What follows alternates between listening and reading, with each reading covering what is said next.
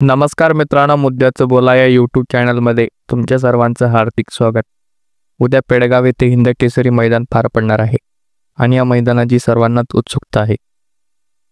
या मैदानामध्ये बकासूर सोबत अनेक मोठे मोठे बैल देखील धावणार आहेत. त्यामध्ये मथुर असेल, पेकाचा शेवट सर्जा असेल, कोटचा सर्जा असेल, विदर्भातील ट्रिपल विदर्भ केसरी महाराज असेल, असे विविध बैल आपल्याला धावताना दिसणार आहेत. मात्र सर्वाधिक चर्चा होत आहे ती बकासूरची, कारण याआधी दोनदा बकासूरने या मैदानामध्ये विजय पटकावलेला आहे आणि तो तिसऱ्यांदा या हिंद केसरी मैदानामध्ये ट्रिपल हिंद केसरी होणार का याची सर्वांना उत्सुकता आहे.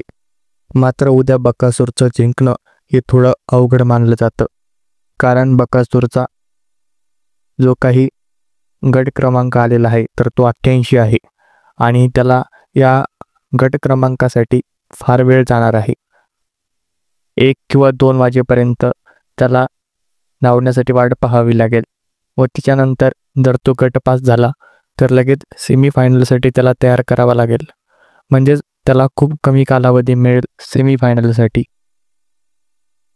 त्यामुळे उद्या बकासूरसाठी ही एक मोठी परीक्षा असणार आहे, कारण त्याचं नियोजन हे देखील अचूक होणं गरजेचं आहे. तरच तो उद्या विजयी होईल असं देखील बोललं जात आहे. त्याचबरोबर त्याला टक्कर देण्यासाठी अनेक मोठमोठे बैल आहेत आणि आपण पाहिलं असेल कोरेगाव मैदानामध्ये देखील बकासूरचा पराभव झालेला होता आणि एक वेगळाच निकाल त्या ठिकाणी पाहायला मिळाला. त्यामुळे बकासूरवर आपला विश्वास असला तरी देखील उद्या बकासूरचा जिंकणं थोडं अवघड मानलं जात आहे. तर बघूयात आता उद्या बकासूर विजयी होतो का आणि ट्रिपल हिंद केसरी होईल का. या संदर्भात आपली प्रतिक्रिया आम्हाला कमेंट बॉक्समध्ये नक्की सांगा. मनपूर्वक धन्यवाद.